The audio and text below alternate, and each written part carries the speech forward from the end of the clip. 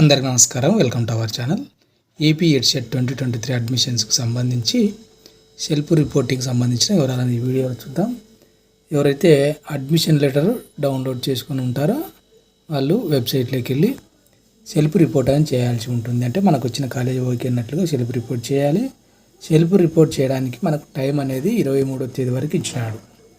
ఒకవేళ మీరు self report చేయనట్లయితే మీకు వచ్చిన సీట్ అనేది క్యాన్సిల్ కావడం అనేది జరుగుతుంది. అదేవిధంగా మీకు ఏ కాలేజ్ అయితే వచ్చి ఉంటుందో అక్కడ కాలేజీలో మీరు కాలేజ్ రిపోర్ట్ అనేది చేయాల్సి ఉంటుంది.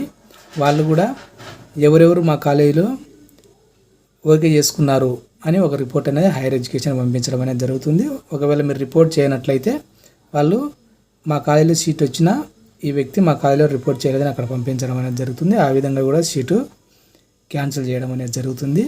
కాబట్టి ఇంకా ఎవరైనా సెల్ఫ్ రిపోర్ట్ చేయనట్లయితే సెల్ఫ్ రిపోర్ట్ చేసి కాలేజ్ రిపోర్ట్ చేయండి. మీ కాలేజ్ దగ్గరికి వెళ్ళేటప్పుడు ఒరిజినల్ సర్టిఫికేట్స్ అనేది తీసుకొని వెళ్ళండి. 10th, inter, degree, TC, caste, income, Aadhaar xerox, ఒక 4 ఫోటోలు ఇవన్నీ తీసుకొని వెళ్ళండి. సెకండ్ ఫేజ్ అనేది ఎప్పుడు జరుగుతుంది అనేది మనం వెయిట్ చేయాల్సి ఉంటుంది.